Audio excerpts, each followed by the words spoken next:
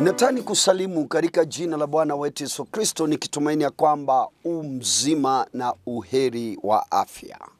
Hakuna kitu chema kama kukaa tukimtazama Mungu, kumtumainia Mungu na hata zaidi kuweka tumaini letu kwake. Maana Biblia inasema hao wamtumainiao Bwana, hao ni kama mlima Zayuni, hawatingiziki. Ninaomba ufike mahali katika maisha umjue Mungu. Mungu naye ajifunue kwako. Uanze kutembea katika Kristo Yesu. Uanze kukaa chini ya uongozi wa Roho Mtakatifu, ili ya kwamba chochote kinachokuja wewe ushajua ya kwamba Warumi 8:28 kwamba nasi twajua ya kwamba mambo yote inafanyika kwa wema kwa wale walio ndani ya Kristo Yesu. Ukifika pale, basi utakuwa wewe umeanza kukomaa katika hali ya kumjua Mungu na hata kumwelewa Mungu. Na ndiposa utasema, Bwana ndiye mchungaji wangu, sintapungukiwa na kitu. Bwana akiwa mchungaji wako, hautapungukiwa na kitu. Atakulisha palipo na majani mabichi, atakulaza kando ya maji ya utulivu, na ninaamini ya kwamba gogo lake na fimbo yake nazo zitakuwa zinakufariji. Si ubarikiwe sana. Mimi ni George wa kanisa la Agape Fellowship hapa kwa Ruben, na ninashukuru Mungu kwa ajili ya kunipa nafasi nikaweze kuwa pamoja nawe. Nami nakujulisha namba zetu ziko hapo, tuandikie, piga, ama pengine umebarikiwa na Mungu, maana injili hii ina gharama zake. Kwa hivyo kujitoa kwako, kujisacrifice kwako katika hali yoyote ambao unaweza kuhudumu pamoja nasi, itakuwa ni baraka ili nasi tukapate kusonga mbele. Na kwa wote ambao mnasimama nasi kwa chochote ambacho unachotupatia, roho zetu zinamshukuru Mungu. Baba, wewe ni mwema, fadhili zako ni za milele, upendo wako umedhibitisha kwa kumtoa mwanao wa pekee, ili sisi tunamwamini tusipotee, mbali tuwe na huo uzima ulio uzima wa milele. Tuomba sasa unene nasi, maana unalituma neno lako linatuponya, unalituma neno lako linatukomboa. Tungetamani hata sasa unene nasi kwa sauti ambayo tutakayoielewa, kwa neno tutakapolifahamu. Kwa jina lako Kristo twaomba hata na kuamini. Amen and amen. Nasema kwamba tunazidi kuangalia neno kuhusu prayer and fasting, kuomba na kufunga. Na Bwana wetu Yesu Kristo alitamka alipokutana na yule kijana ambao alikuwa amepagawa na pepo ya kifafa, na wanafunzi wake wakafanya bidii wakikemea kutoka asubuhi. Maandiko inasema mpaka jioni Yesu alipokuja alikuta bado wanang'eng'ana na yule kijana. Na baba ya yule kijana akakimbia, akamwambia, Bwana, mwalimu, mimi nimekuwa na mtoto ambao amekuwa na hii magonjwa ya kuanguka. Mara anaanguka kwa moto, mara kwa maji, mara anajigongesha. Akampa habari yote. Na akamwambia, na asubuhi ya leo niliona ni vyema niwaletee wanafunzi ili wakaweze kumwombea. Lakini bado hakuna kitu kimetendeka, ingali hata sasa anaanguka. Lakini naye Yesu akawauliza wanafunzi wake, enyi kizazi kisichoamini, nitavumiliana na nyinyi, nitakaa na nyinyi mpaka lini? Maana kama mngelikuwa tuna imani kiasi cha mbegu ya haradani, mngeweza kuiambia pepo hii, roho hii, ama kuambia mlima ng'oka na uende, na mlima ungeng'oka. Baadaye alipowasamon wanafunzi wake, aliambia ule mzee, mlete yule kijana. Yesu hata hakustruggle, hakurukaruka.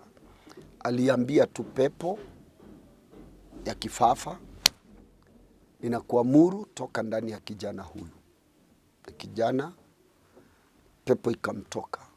Akamwambia mzee, mchukue mtoto, nendeni nyumbani. Wanafunzi wake wakawa so amazed, wakawa wameguzwa, kwa sababu hao wameng'ang'ana kuanzia asubuhi, wakiomba na wakikemea. Maana mimi nataka nikuambie, maombi sio nguvu za damu na nyama. Maombi tulisema ni kule kumjua Mungu na wewe kunena naye, naye kunena na wewe. Wakamuuliza, mwalimu, hapo ndipo naingia Matthew 17:21. Wakamuuliza, mbona sisi tumeng'ang'ana mchana wote na hakuna jambo ambalo limetendeka? Yesu akajibu akawaambia, pepo zingine kama hizi, mambo mengine kama haya hayatatoka tu, ila tu kwa kuomba na kufunga. Prayer and fasting ndio itafanya mambo haya yakaweze kufanyika ama yakaweze kutendeka. Na hapo ndipo ninakuja ninasema kwamba tuliona ya kwamba tunapofunga na kuomba, si tu kwa sababu ya pepo zitoke ama pengine uoe ama uolewe, lakini still kuna ile tunaita, unapata ile tunasema prayer for liberations, maombi kwa ajili ya ufunuo.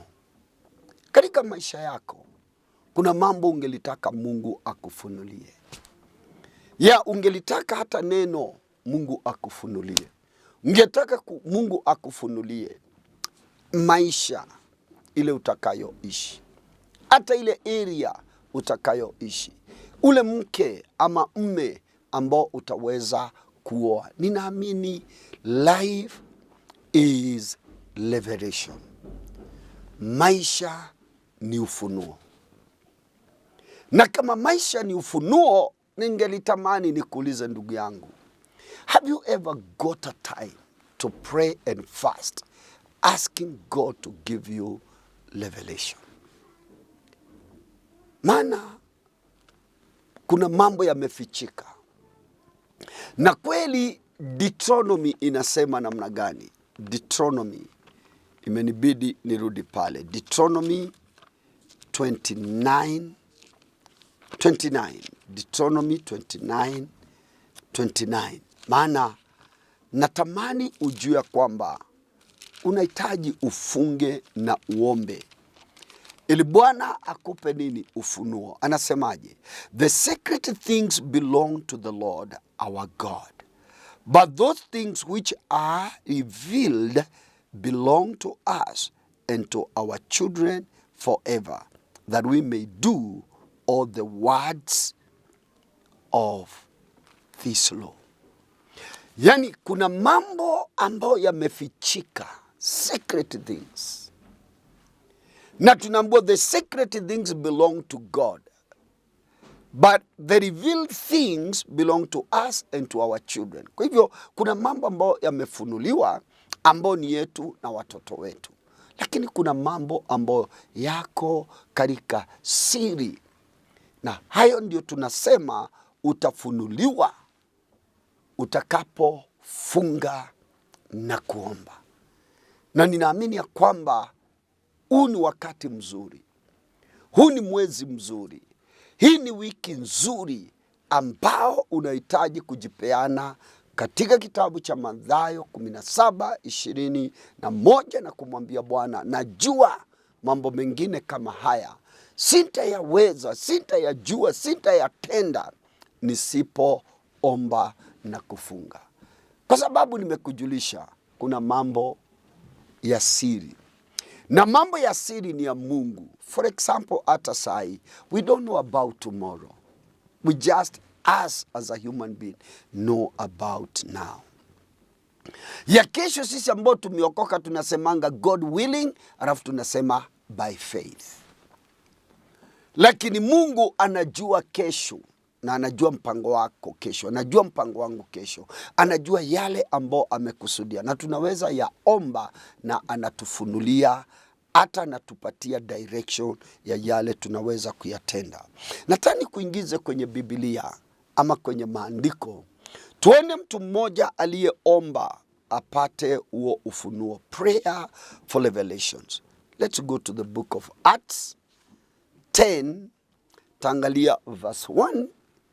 Inaenda kwa sababu ni kama tutahandle the whole chapter. Maana inasema, there was a certain man in Caesarea called Cornelius, centurion of what was called the Italian regiment, a devout man and one who feared God with all his household, who gave alms generously to the people and prayed to God always. Hiyo ndio ninatamani. What did Cornelius does? Cornelius tunapewa ushuhuda wake.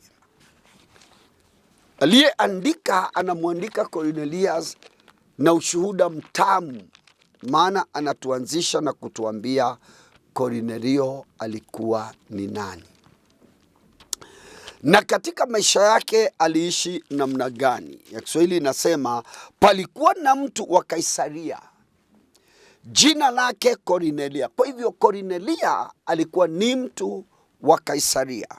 Vile tunaweza sema huyu mtu ni mtu wa Nairobi, huyu mtu ni mtu wa Mombasa, huyu mtu ni mtu wa Thika, huyu mtu ni mtu wa Githurai. Cornelia alikuwa mtu wa Kaisaria, akinda wa kikosi kilichoitwa Kaitalia. Hakuwa mtu mdogo. Biblia inasema yeye mwenyewe alikuwa a centurion, akinda wa kikosi kiitwao Kaitalia, mtu mtaua. He was a righteous man. He was a righteous man. Yes, living a certain village, a certain city or town. Biblia inasema alikuwa mtu mtaua. Ya pili, mchaji wa Mungu. Proverbs 1:7 inasema, the fear of the Lord is the beginning of wisdom. So Cornelia hakuwa tu mtakatifu, lakini tunaona zaidi ya utakatifu alikuwa mtu ambaye anayemcha Mungu, fearing God. Naye ni wa nyumba yake, naye na nyumba yake yote, naye alikuwa akiwapa watu sadaka nyingi. Another thing, sio tu mtakatifu, sio mcha Mungu, but also he was a giver, and not just a giver. Maandiko inasema he was giving generously. Alikuwa mkalimu kwa kutoa, kwa kupeana sadaka nyingi. Sio sadaka kidogo, sadaka nyingi. Bwana akubariki kama we ni sehemu ya wale ambao uko katika position ya Cornelio, maana tunataka tuone siri ya kuomba ukitamani kujua ufunuo. Tunaona ufunuo hautafunuliwa, maana tumeona kuna mambo ya siri ambayo ni ya Mungu na anawafunulia wale awapendao. Na kwa hivyo tunaona Cornelio, number 1, he was a righteous man. Ingekuomba mpendwa, kama unataka kutembelea katika siri zake Bwana, kama unataka kutembelea katika ahadi zake Bwana, kama unataka kuwa katika maagano yake Mwenyezi Mungu, ishi, jipeane maisha matakatifu. Ya pili, we mwenyewe from deep of your heart, mind being transformed, uwe wewe ni mtu mchaji. You fear God. Then the third point, you should become a giver. Generous giver. that giving is part of your life. Like giving in the ministry of media. Because nimekuambia, preaching is too costly.